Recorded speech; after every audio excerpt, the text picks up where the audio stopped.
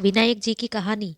एक सास बहू थी। सास उसकी बहू को खाना नहीं देती थी। बहू रोज नदी पर जाती, हो जाते समय घर से आटा ले जाती, नदी से पानी लाती, आटा गूंथती, संसारी की दुकान से थोड़ा सा गुड़ घी खरीद लाती और शमशान की चिता पर रोटी सेकती, रोटी चूर कर घी गुड़ डालकर चूरमा बनाती, पास ही मंदिर में विनायक जी की पूजा करके भोग लगाती और फिर खुद खा लेती। ऐसा बहुत दिन तक चलता रहा। विनायक जी को ऐसा देखकर बहुत अचंभा हुआ और उन्होंने अपने मुंह में उंगली रख ली।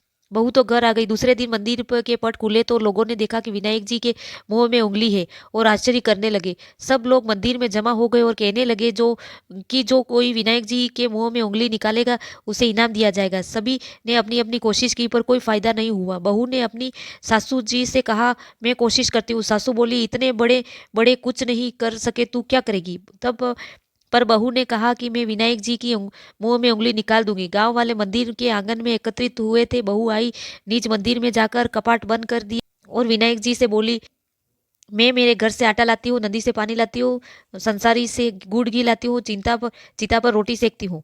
इसमें आपको क्या आपत्ति हुई? आपको मुंह में उंगली हटानी पड़ेगी। विनायक जी सोचा, इतने पहले मुझे भोग लगाया, सच्चे मन से मुझे धराया, इसकी बात तो माननी पड़ेगी, और उंगली हटा ली। बहू ने मंदिर के दरवाजे खोले। लोगों ने देखा विनायक जी उंगली हटा दिए।